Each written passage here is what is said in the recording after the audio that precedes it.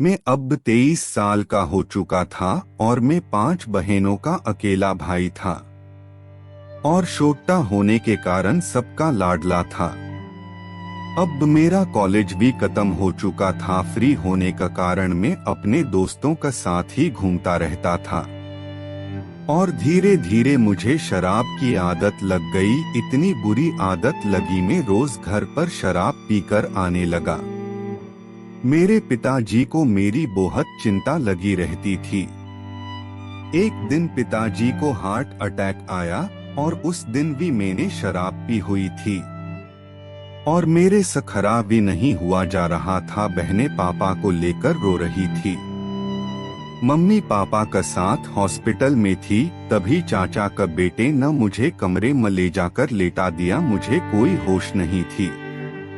सुबह जब उठकर मैं बाहर आया तो गांव वाले पापा को देखने के लिए आए हुए थे। मैंने पापा से बात करनी चाहिए पर पापा कुछ बोल नहीं रहे थे और अब शाम हो चुकी थी। मुझे शराब की तड़प होने लगी। तभी मैं कोई बहाना लगाकर घर से चला गया और रात को देर से घर पर आया। मैं रोज ही शाम को शराब पीकर घर पे आता था। घर के हालत इतने खराब हो गए थे कि बड़ी बहन को काम करने की नौबत आ गई। मुझे देखकर किसी न मम्मी को बोला कि मेरी शादी करवा दो तो बहनों ने बोला हम किसी की जिंदगी खराब नहीं करना चाहते। तभी एक दिन रिश्ता करवाने वाली घर पर आई। उसने मम्मी को बताया कि एक लड़की है जिसका नाम रिया है और उसका शादी के बाद थोड़े टाइम में तलाक हो गया था। उसके मम्मा पापा नहीं हैं और वे अपने चाचा चाची के पास रहते हैं और वो उस पर बहुत जुल्म करते हैं। आप बोलो तो मैं उस लड़की से बात करूं।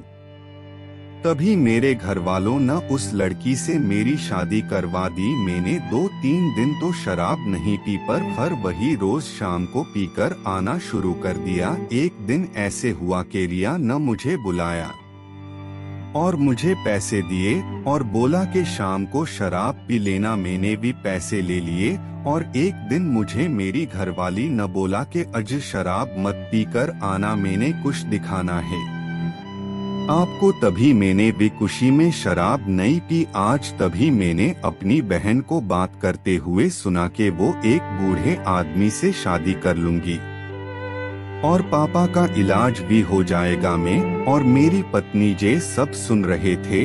जब सब सुनकर मेरे पैरों नीचे से जमीन निकल गई और मैं 2-3 दिन घर पर नहीं आया।